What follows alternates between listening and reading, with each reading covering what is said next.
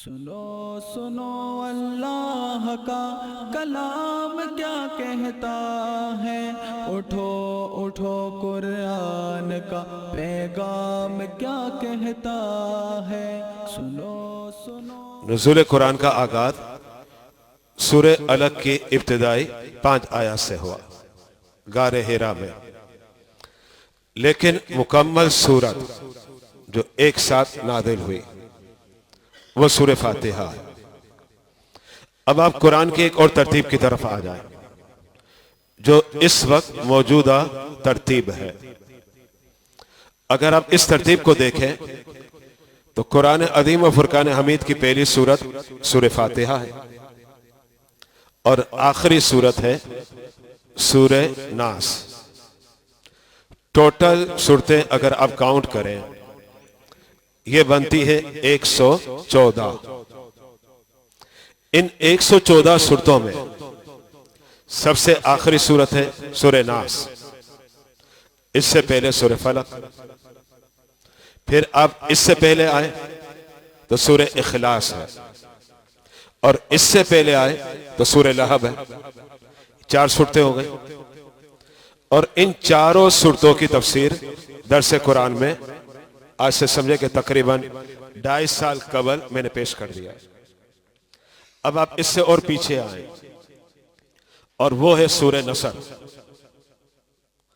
ये कुरान अदीम व फुरकान हमीद की 110 सूरत कहलाती है, चूंकि इसके बाद सूरे लहब है 111, सूरे इखलास 112, सूरे फलक 113 और सूरे नास 114। तो आज मैं आप हजरात के सामने सूरे नसर की तफसीर पेश करूंगा।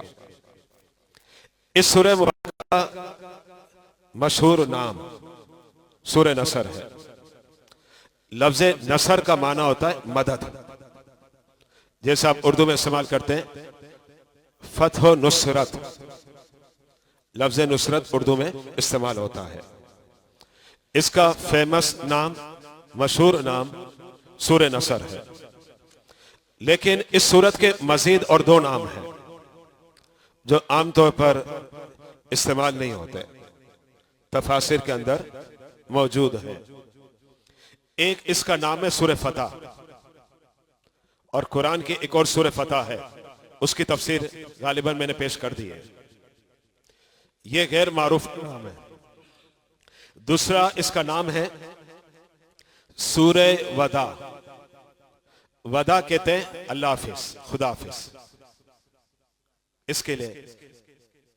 और ये इसका नाम क्यों है इसकी वजाहत भी आगे मैं इंशाअल्लाह आपके सामने पेश करूंगा। सूरे नसर के अंदर एक रुकू है, 3 आयतें, 17 कलमे और 77 हर्फ है। अब यहां मैं एक सवाल खुद कायम करूंगा, इसका जवाब मैं दूंगा। यह सूरह मुबारका नाजिल कब हुई, यह सवाल है। इसका जवाब क्या है? यह सूरह मुबारका फतह मक्का से कुछ अरसा कबल नाजिल हुई, 8 हिजरी में। क्योंकि फतेह मक्का कब हुआ? फतेह मक्का हुआ 8 हिजरी को और 20 रमजान अल मुबारक है फतेह मक्का। 10,000 का लश्कर गया था मक्के में। अल्लाह रब्बुल इज्जत ने मुसलमानों को सुरखरू फरमाया। फतेह मक्का से कबल कुछ अरसा पहले यह सूरह मुबारका नादिल हुई। ये जो सूरह मुबारका है, अब आप इसकी आयात की तरफ आए।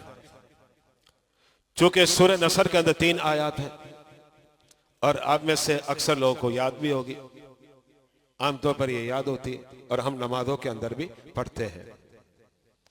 पहली आयत है इदा जाआ नस्रुल्लाहि वल फतह। आप स्क्रीन पर मुलादा कर रहे हैं। इस आयत करीमा में एक तफसीर के मुताबिक पेशन गोई है याद रखिएगा, अल्हम्दुलिल्लाह हमारा मजहब हक है और इस मजहब के हक होने के बेशुमार दलाइल हैं। एक दलील क्या है कि जो पेशन गोई हदीस में हुई, फ्यूचर में लोगों ने देखा वैसा ही हुआ। जो पेशन गोई कुरान ने की, लोगों ने देखा वैसा ही हुआ। मैं उसकी मिसालें देता हूं आपको। हातिम ताई का नाम बड़ा मशहूर है। हातिम ताई एक कबीला है, उस कबीले का नाम है बनी ते। ये उसका सरदार था। हातिम ताई पहले बुत परस्त था, फिर ये क्रिश्चियन बना, मुसलमान नहीं था। ये बात ध्यान में रखेगा। बड़ा मशहूर है हातिम ताई। बल्कि जब सखावत का लफ्ज आता है तो ज़हन फौरन मुंतकिल होता है हातिम ताई की तरफ। हातिम ताई के बाद उस कबीले का सरदार बना उसका बेटा। बेटे का नाम है अदी, यानी अदी बिन हातिम, ये बेटे का नाम है। और इसी दौरान यह हुआ कि मुसलमानों ने इस कबीले पर हमला किया। अदी वहां से फरार हो गए, लेकिन उस कबीले के जो लोग गिरफ्तार हुए उसके अंदर हातिम ताई की एक बेटी भी थी और उनका नाम है हजरत सफाना। हजरत सफाना ये भी क्रिश्चियन थी और हजरत अदी जो है ना ये भी क्रिश्चियन थे, लेकिन अल्हम्दुलिल्लाह इन्होंने इस्लाम को कबूल कर लिया। हजरत सफाना में भी इस्लाम को कबूल किया और हजरत अदी ने भी इस्लाम को कबूल किया। फकत मुसलमान नहीं बल्कि अदीम सहाबी है। हजरत अदी को जनाब सईद आलम अलैहिस्सलातु वस्सलाम ने चंद पेशन गोई बताए। एक पेशन गोई ये फरमाई, रूम पर मुसलमानों की हुकूमत आएगी। ये आपने हजरत अदी से फरमाया। एक पेशन गोई ये फरमाई, ये जो फारस है ना इसके टुकड़े टुकड़े होंगे और फारस के जो खजाने हैं ना ये तुम्हारे कदमों में होंगे। ये नबी ने फरमाया। हजरत अदी फरमाते, जब मेरे मुस्तफा ने फरमाया उस वक्त तो कुछ नजर नहीं आ रहा था, लेकिन मैंने अपने मरने से कबल जो नबी ने फरमाया अपनी आंखों से देख लिया। देखे फ्यूचर की खबर थी, हुजूर अलैहिस्सलाम ने बतलाया, साहबा ने अपनी आंखों से देखा। मैं एक और मिसाल देता हूं, दूसरी मिसाल सुनिएगा। दो सुपर पावर ताकत है उस जमाने में। बार बार मैं कहता रहता हूं, कैसर और किसरा। कैसर वही रोम की ताकत है, ये क्रिश्चियन थे, और किसरा यही फारस, ये मजूसी थे। ये बहुत बड़ी ताकतें कहलाती थी और इनके दरमियान मार्का होता। एक मर्तबा ऐसा मार्का हुआ, इन मजूसियों ने रूमियों को इतना मारा कि इनकी ये समझे कि मुझे लगता है 80-90% जमीन पर कब्जा कर लिया। ये रूमी जो है ना सिमट गए, सुकर गए। ये आपके इस्तांबुल और उसके आसपास के इलाके बस बच गए, बाकी मुल्क शाम हो, बैतुल मुकद्दस हो, सब पर कब्जा कर लिया मजूसियों ने, फारस वालों ने। अच्छा, अब उस वक्त जो है ना कुफार मक्का मुसलमानों को कहने लगे देखो इन मजूसियों ने रूमियों को मारा है, जैसे इन मजूसियों ने रूमियों को मारा है, ये कुफार मक्का कहते हैं वैसे ही हम मुसलमानों को मारेंगे। मादअल्लाह, वो ये कहने लगे। अल्लाह रब्बुल इज्जत ने सूरह रूम की आयतें उतारी और अल्लाह ने ये तो इरशाद फरमाया कि रूम जो है ना मगलूब हो गया और जीत कौन गया? फारस। लेकिन अल्लाह ने आगे इरशाद फरमाया फ्यूचर करीब में रूम हमला करेगा और रूम जीतेगा और फारस मगलूब होगा। यह कुरान ने पेशन गोई की। जब कुरान ने पेशन गोई गई तो कुफारे मक्का हंसने लगे, कहने लगे जरा गौर तो करो, ऐसा हो सकता है? इतनी बड़ी ताकत और अब रूम तो सिमट गया, सुकर गया, वो क्या करेगा? लेकिन कुरान ने कहा, साहबा किराम ने उस वक्त इरशाद फरमाया हमें कुरान के एक एक हर्फ पर ईमान है और कुरान ने इस बात की पेशन गोई की।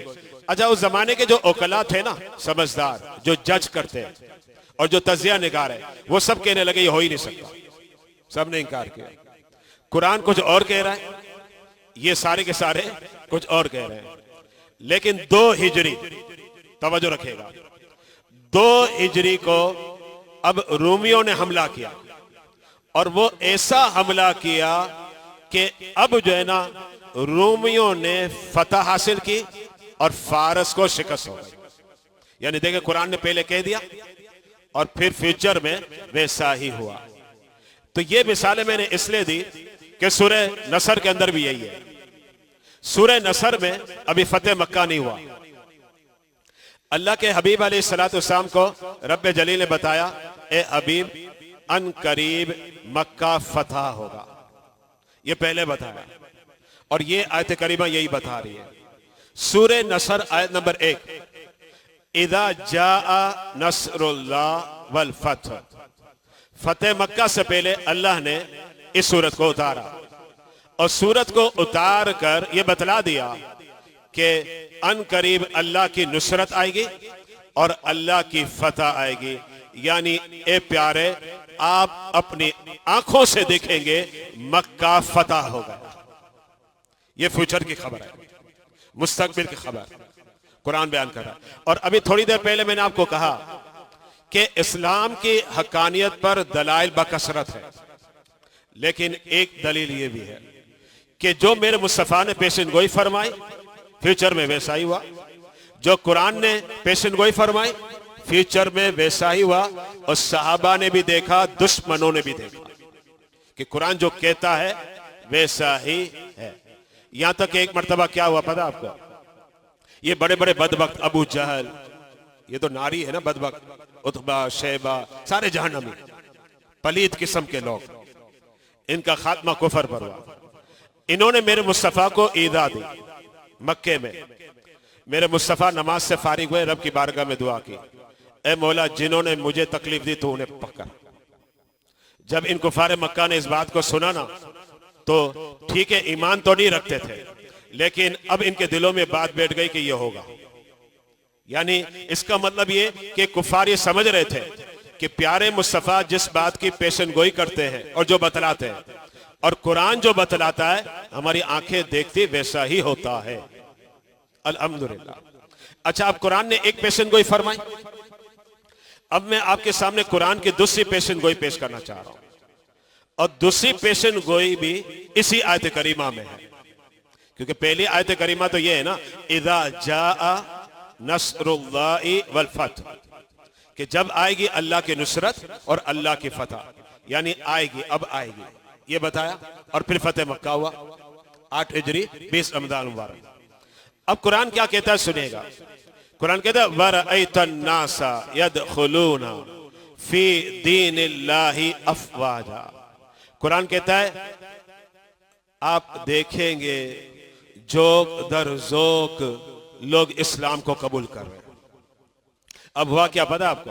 यह कुरान ने पहले बयान किया और हुआ बाद में। चूंकि जब तक कुरान ने जिक्र नहीं किया था, उससे पहले भी लोग इस्लाम को कबूल कर रहे थे। लेकिन इस्लाम कैसे? एक आदमी करता, फैमिली के 2 मेंबर कर लेते, 3 मेंबर कर लेते। लेकिन जब फतेह मक्का हुआ ना, तो कुरान ने तो पहले ही बतला दिया था। फतेह मक्का के बाद अरब के जो कबाइल है ना, पूरा पूरा कबीला आ जाता है। 100 अफराद, 150 अफराद, 200 अफराद, 400 अफराद, सब के सब आते बारगाह रिसालत में और अर्ज करते, या रसूल अल्लाह, हम इस्लाम कबूल कर रहे हैं। ये पेशन गोई भी कुरान ने पहले से कर दी कि पहले ठीक है, 1 कबूल करता, 2 कबूल करता, लेकिन अब जो है जमात दर जमात, गुरो दर गुरो, कबीला दर कबीला आ रहे हैं और इस्लाम को कबूल कर रहे हैं। अल्हम्दुलिल्लाह। यहां एक और बात बताना चाह रहा हूं। कुरान इस बात की पेशेनगोई करता है और कुरान अजमत वाले अंदाज में पेश करता है। ए हबीब, आप देखेंगे हर तरफ से लोग आएंगे और इस्लाम को कबूल करेंगे। हुआ ये कि फतेह मक्का के बाद 2 साल के अंदर, फतेह मक्का के बाद 2 साल के अंदर जजीरतुल अरब के अक्सर काफिरों ने इस्लाम कबूल कर लिया, अल्हम्दुलिल्लाह ताला। अच्छा, अब जिन्होंने इस्लाम कबूल किया, मेरे मुस्तफा का दीदार किया, तो जाहिर बात है वो क्या है, सहाबी है। और अल्हम्दुलिल्लाह हम हर सहाबी को मानते हैं, इसलिए हमारा नारा भी है कि हर सहाबी नबी जन्नती जन्नती, अल्हम्दुलिल्लाह ताला। अच्छा, अब जब इतने लोग इस्लाम को कबूल कर रहे हैं, अल्लाह रब्बुल इज्जत ने अपने हबीब को इरशाद फरमाया, ए हबीब अब आप इस अंदाज को इख्तियार करें। आपको 3 चीजों का अल्लाह ने हुक्म दिया। पहली चीज क्या है, तस्बीह। ए प्यारे, अब लोग आ रहे हैं, इस्लाम कबूल कर रहे हैं, आप तस्बीह पढ़ें, सुभान अल्लाह सुभान अल्लाह। अच्छा, दूसरी चीज क्या, फरमाया तहमीद, अल्हम्दुलिल्लाह अल्हम्दुलिल्लाह, ये पढ़े। अच्छा, ये 2 चीजों का रब ने हुक्म दिया। और क्या फरमाया, फरमाया और आप इस्तिगफार करें, क्योंकि आपके इस्तिगफार से आपकी उम्मत की बख्शिश होगी। तो अल्लाह के हबीब जो इस्तिगफार करते थे ना, अस्तगफिरुल्लाह, माना क्या होता है, ए अल्लाह मैं तेरी बारगाह में मगफिरत को तलब करता हूं। लेकिन मतलब इसका क्या होगा, मतलब ये होगा, ए अल्लाह मैं अपना नाम ले रहा हूं और मेरी उम्मत मुझसे है, मेरे सदके मेरी उम्मत की बख्शिश फरमा। ये इसका मतलब होता है, एक मतलब ये पेश किया गया, ठीक है ना। तो अब अल्लाह रब्बुल इज्जत फरमाता है, फसब्बिह। ए प्यारे, देखे आप लोग आ रहे हैं, इस्लाम कबूल कर रहे हैं, जमात दर जमात, फौज दर फौज। अब आपका काम क्या है, फसब्बिह, आप तस्बीह पढ़ें। और सहाबा किराम ने इरशाद फरमाया, बुखारी के अंदर मौजूद है, अब जब फतेह मक्का हो गया और लोग इस्लाम कबूल कर रहे थे, मेरे मुस्तफा की जबान पर ये अल्फाज होते, सुभान अल्लाह सुभान अल्लाह, ये कलिमाते मुकद्दसा होते। और साथ में रब ने क्या फरमाया, बिहम्दि रब्बिका, आप अपने रब की हम्द को बयान करें, ये कुरान कह रहा है। तो अल्लाह के हबीब अलैहिस्सलातु वस्सलाम की जबान मुकद्दसा पर कभी सुभान अल्लाह होता और कभी आपकी मुकद्दस जबान पर मुनव्वर कलिमात अल्हम्दुलिल्लाह होता। और फिर कुरान क्या कहता है, वस्तगफिरहु, ए हबीब आप मगफिरत को तलब करते रहे। और वो मैंने आपको बता दिया कि प्यारे मुस्तफा मगफिरत को तलब करेंगे, आपके मगफिरत तलब करने से उम्मत की बख्शिश होती जाएगी। और फिर अब क्या कहता है, इन्नहु काना तव्वाबा, बेशक अल्लाह रब्बुल इज्जत बहुत तौबा को कबूल करने वाला है। यहां हम्द और तस्बीह के हवाले से एक हदीस मुबारका में पेश करना चाह रहा हूं। बात अभी हमारी कंप्लीट नहीं हुई, कुछ बातें बाकी है जो मुझे आपके सामने पेश करनी है। पहले आप स्क्रीन पर हदीस का हवाला नोट कर लें, मुस्लिम शरीफ हदीस नंबर 223। हदीस मुबारका क्या, सुनिएगा।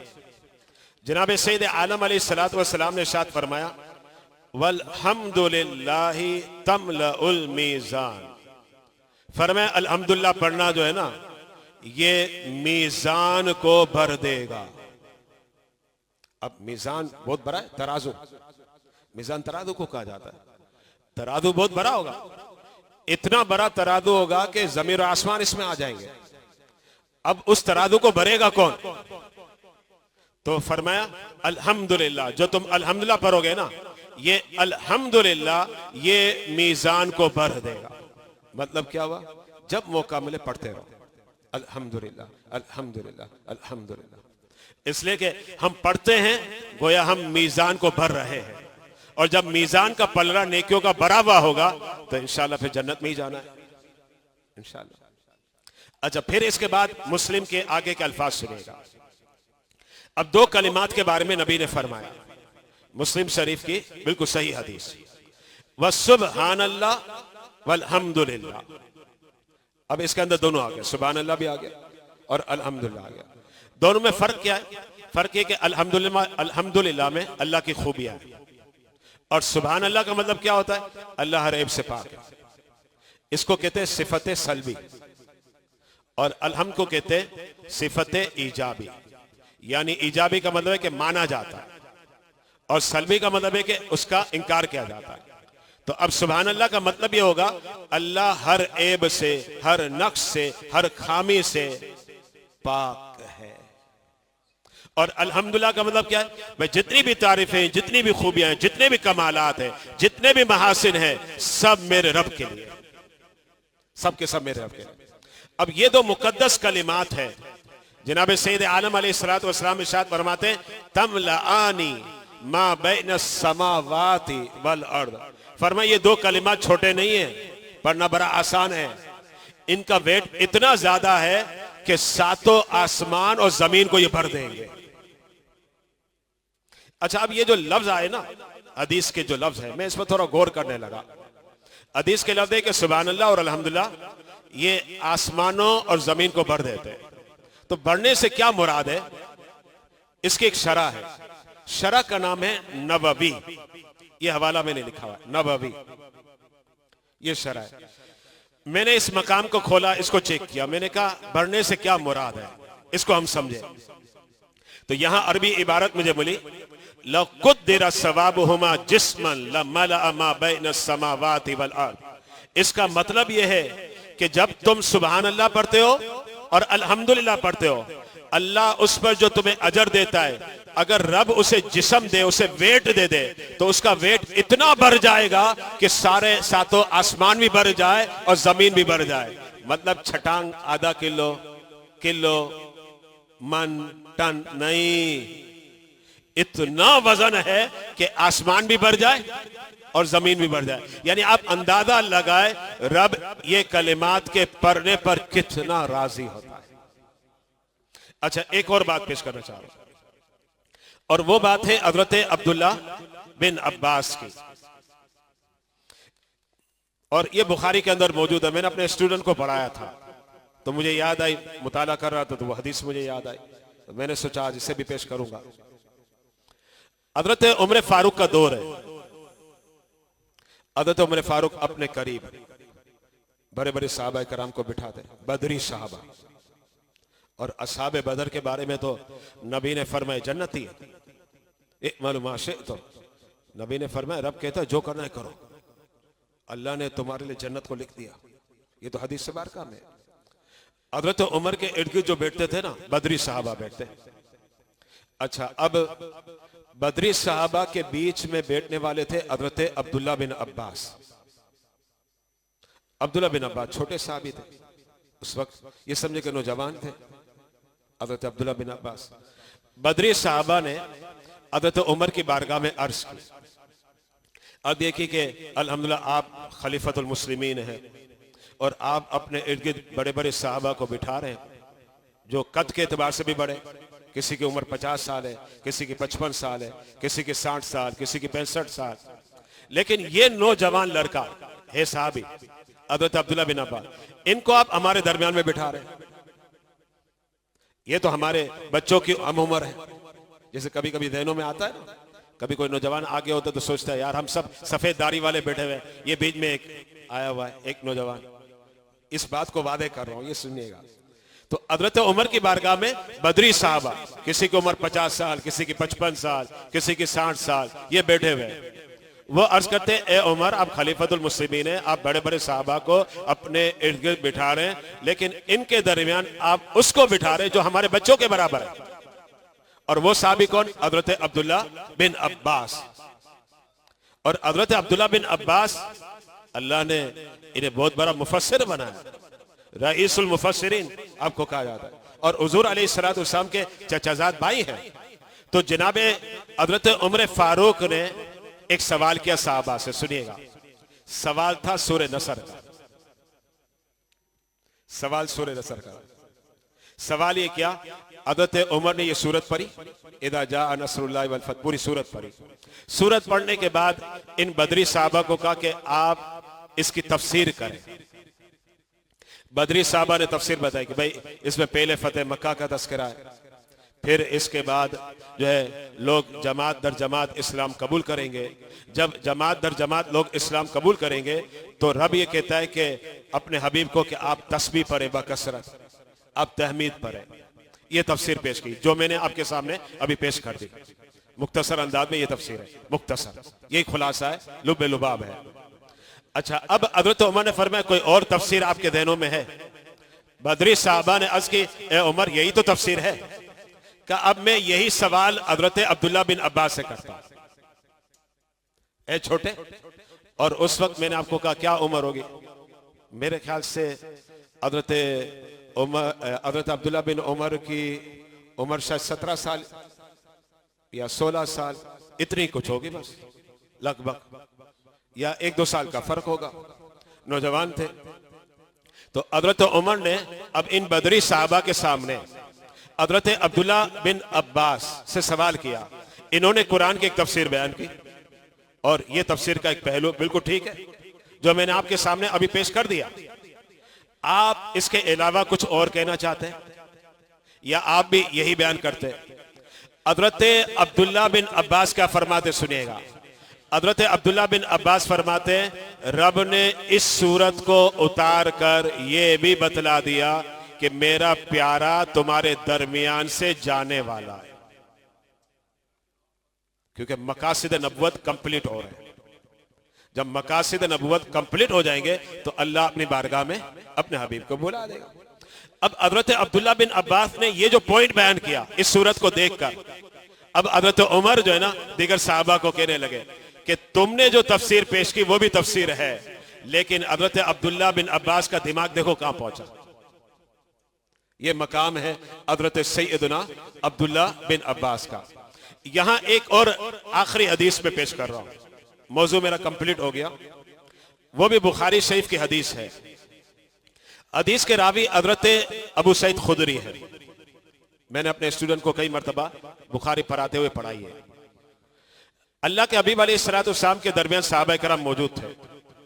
आपने इरशाद फरमाया, अल्लाह का एक बंदा है, अल्लाह ने उसे इख्तियार दिया दुनिया का और अपनी बारगाह का। ये हुजूर अलैहिस्सलाम ने इरशाद फरमाया। जब इस बात को सुना हजरत सिद्दीक अबू बकर अब रोने लगे। अच्छा, दिगर साहबा वहां तक ना पहुंचे, हुजूर की इस बात को सुनने के बाद रोने लगे। हजरत अबू सईद खुदरी इरशाद फरमाते हैं, हमने जब हजरत सिद्दीक अबू बकर को देखा तो मैं खुद ये हैरान रहा कि अबू बकर रो क्यों रहे, इन्हें किस चीज ने रुलाया, जबकि कोई ऐसी बात हो रही है। ठीक है, अल्लाह का कोई एक बंदा है, रब ने अब उसे इख्तियार दिया मजीद रहना है या फिर बुला लिया जाए। उस बंदे ने क्या इख्तियार किया, ए मौला बुला ले, अब मजीद नहीं रहना। लेकिन यह वादे नहीं था कि वो बंदा कौन है, हदीस बारका में नहीं है। और इस बात को सुनने के बाद सिद्दीक अबू बकर रोने लगे, जबकि बड़े बड़े सहाबा करम मौजूद थे, लेकिन कोई इनमें रोया नहीं। बल्कि हजरत अबू सईद खुदरी तो हैरानगी करने लगे कि क्यों रो रहे हैं। लेकिन बाद में पता चला वो जो बंदा था ना जिसे अल्लाह ने इख्तियार दिया, वो मेरे मुस्तफा की दात थी। तो हजरत अबू सईद खुदरी इरशाद फरमाने लगे कि अबू बकर वो है कि हदीस और कुरान के मफाहिम की तरफ इनका जहन लपकता है और दौड़ता है, जबकि हमारे जहन वहां तक पहुंच भी नहीं पाते। ये सैयदना सिद्दीक अबू बकर है। और उस वक्त अल्लाह के हबीब अलैहिस्सलाम ने सैयदना सिद्दीक अबू बकर की मजीद फजीलत को और शान को बयान किया। तो ये सहाबा किराम के अल्हम्दुलिल्लाह फरासत है, ये आपकी देहानत है सैयदना सिद्दीक अबू बकर की और हजरत अब्दुल्ला बिन उमर की। अल्लाह रब्बुल इज्जत इन सहाबा किराम का हमें फैदान अता फरमाए। ए मालिक, ए परवरदिगार, आज जो सूरह नसर की तफसीर पेश की गई इसे अपनी बारगाह में कबूल फरमा, इसे समझने की तौफीक अता फरमा। सुनो अल्लाह का कलाम क्या कहता है, उठो उठो कुरान का पैगाम क्या कहता है। सुनो सुनो